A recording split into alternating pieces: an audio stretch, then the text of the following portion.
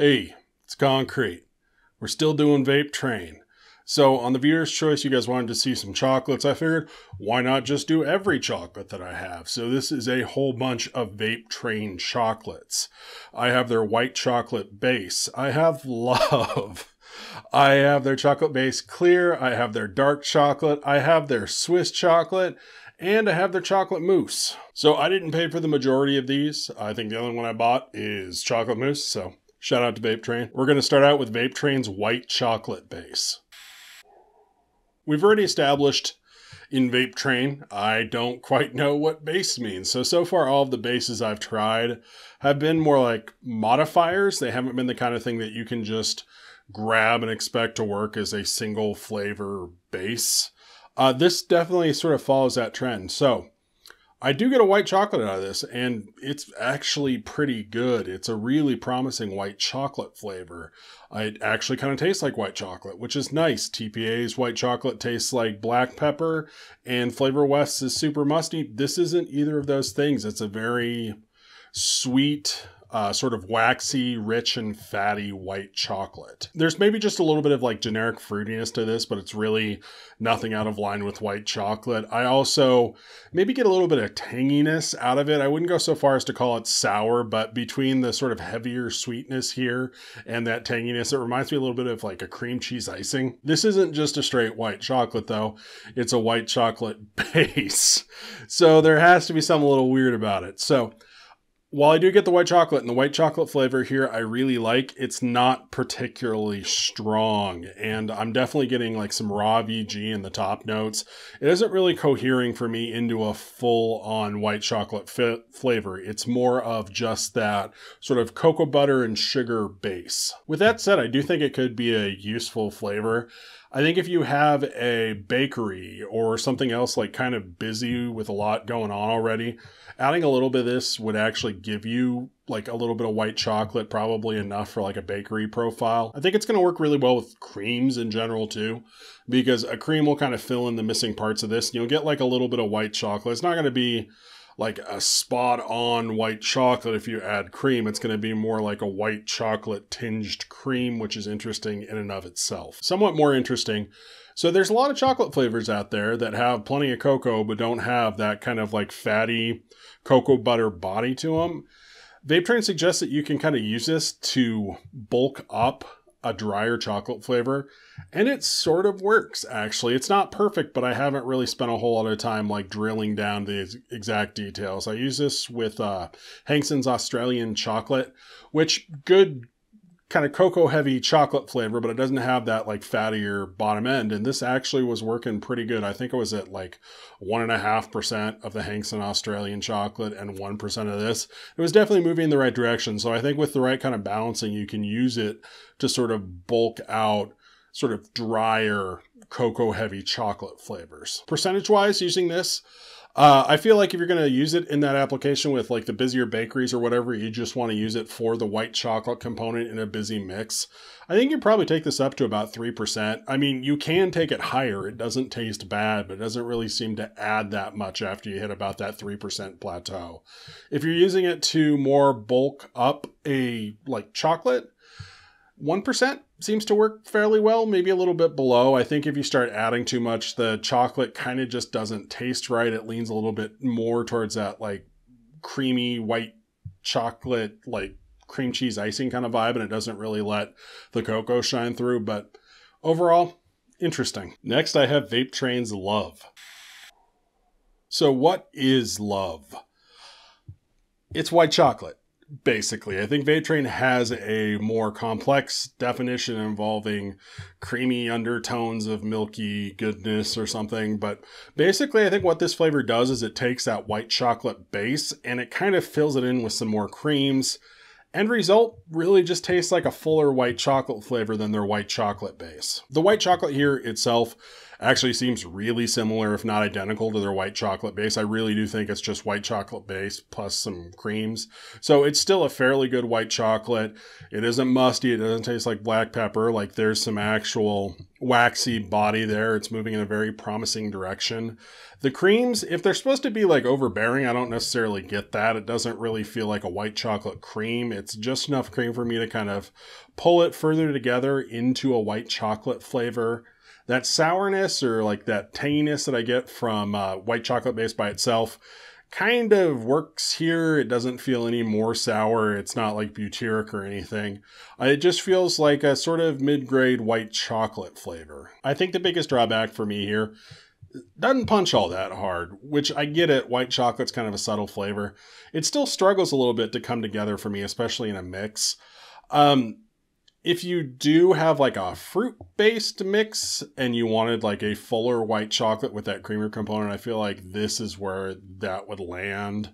I think with bakeries and stuff, you might be a little bit better off switching to that white chocolate base just because it doesn't have any of that cream baggage and will kind of sit where you put it. This is just a more solid, full white chocolate flavor for where you want a discrete white chocolate component. With those sort of issues with this not being a particularly aggressive flavor, I feel like you don't have to go too heavy on it. It doesn't taste bad at higher percentages, but again, you're not really going to get much more from it. I'd probably stay at like 3% and under with it. But overall, Love's okay. Everything I needed to know about Love I learned from an Australian flavor company. Next, I have Vape Train's Chocolate Base Clear. We're going to address it just right out of the gate. This is, in fact, clear. It's not like TPA's Double Chocolate Clear, which is only clearer than their normal flavor. It's pretty much transparent. This is a clear-ass flavor. But again, we're stuck talking about Vape Train bases, how they don't really work like you'd think they'd work. This actually reminds me a lot of TPA's Double Chocolate Clear, both kind of in the way it tastes and the way it works overall. You have that same sort of vaguely artificial chocolate flavor. I feel like this maybe goes a little bit more towards like a powdery, dry chocolate rather than the Tootsie Roll kind of variety that TPA does. But it's still tastes a little bit on the artificial side. It kind of tastes like a drink mix cocoa. You know, there isn't really a lot of darker, richer depth to it. It's just a very flat sort of artificial chocolate flavor. With that said, I feel like it's pretty well done overall. If you can get away from the artificial chocolate thing, there actually aren't that many off notes. It does get a little bit plasticky at higher percentages, but you probably want to stay clear of that. Using it, you're not really going to get a discrete hunk of chocolate out of this. Like TPA's Double Chocolate Clear doesn't do that either. So instead of having chunks of chocolate in your cookie, you get like a chocolate cookie. It's not bad. It's kind of what we're used to with chocolates, but it's not like a magic bullet for actually solving your existential chocolate crises. As I said, though, it is clear, so there is that. I think the closest competitor to something like this isn't like Inaware's milk chocolate, like the old one that didn't taste bad. It's more like that TPA Double Chocolate Clear, and those kind of chocolates can get a little gunky, but they're not super gunky. So I think like where the clearness of this concentrate really comes in is if you were using something like TPA's Double Chocolate Clear in a sub-ohm tank or someone with some expensive ass coils, I think it might be worth kind of switching over to this. But I don't know how much it offers on top of Double Chocolate Clear. The Vape Train base thing, this doesn't really seem to add a unique modifier by using it. It just basically does what TPA's Double Chocolate Clear does, but with slightly less coloration. Percentage-wise, I feel like 3% is pretty safe. If you go above 3%, you can start to expect some of those like plasticky notes or whatever, but overall, it's a solid alternative. So next we have Vape Train's Dark Chocolate. So like a lot of chocolate flavors, I feel like this leans a little bit closer to being a cocoa flavor. You do get like a sort of medium dark cocoa note out of this. It's pretty well done overall. There's nothing super weird about it. It just tastes like dry cocoa rather than an actual dark chocolate bar. You're still going to run into some of those typical plasticky chocolate notes. It's not too bad if you keep it low though. I think the one thing this does is it gets fairly dry for me, which can become kind of an issue. It's a solid cocoa flavor though. I feel like it isn't as rich as like Flavor Arts cocoa. It's also not as dark and full of particulates, so that's nice. It's a little bit darker than maybe a Hankson's Australian chocolate, a little bit more one note. It's a darker concentrate overall though. I feel like it isn't that bad on Wicks. It's maybe just a hair worse than TPA's Double Chocolate Clear. That continues to be kind of my benchmark for chocolate and destroying Wicks. So I think it's probably workable there.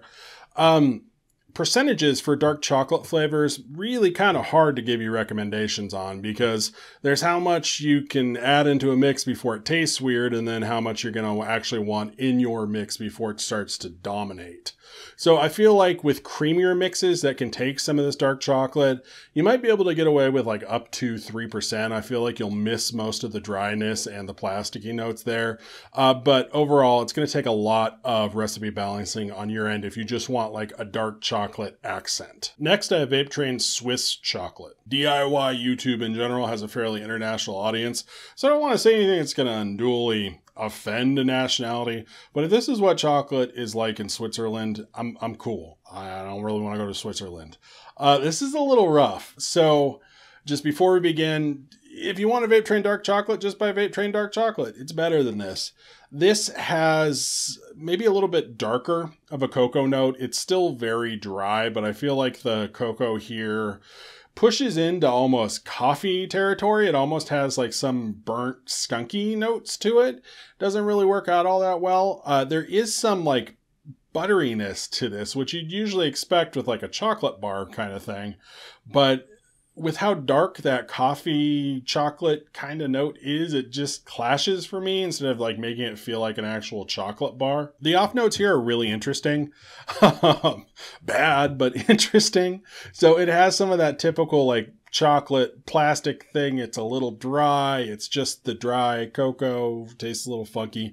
The overall effect though reminds me of a very specific thing. It kind of tastes a little bleachy, I want to say, and with everything going on with that darker chocolate and that almost kind of bleachy note, it reminds me of being in a room with a photocopier that's churning out pages. You get that warm printer paper kind of chlorine smell with like a little bit of extra toner. So could be weird association on my part, but it's not particularly pleasant. And if Vape Train's dark chocolate has an acceptable level of gunk, I would call this one fairly unacceptable. It's quite a bit darker and it also feels like thicker. So half the battle is it actually causes a buildup on your coils, but it also makes your wicks super crispy too, and it kind of ends up like muting flavor, and between that and like the printer paper smell and whatever, it's just not a very pleasurable vape experience for me.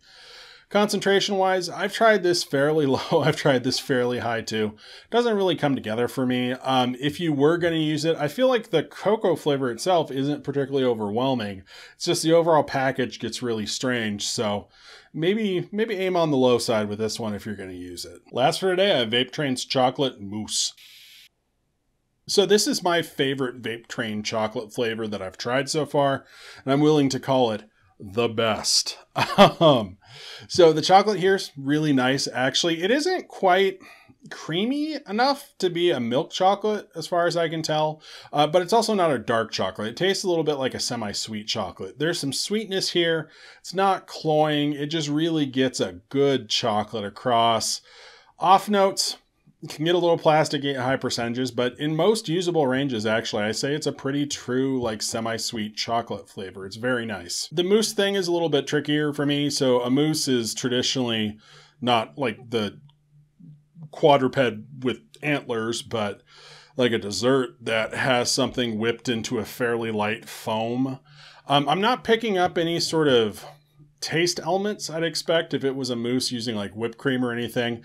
Doesn't really seem to be a creamy component past all the chocolate, but it does have kind of a fluffier texture overall, so I think it does the mousse thing fairly well.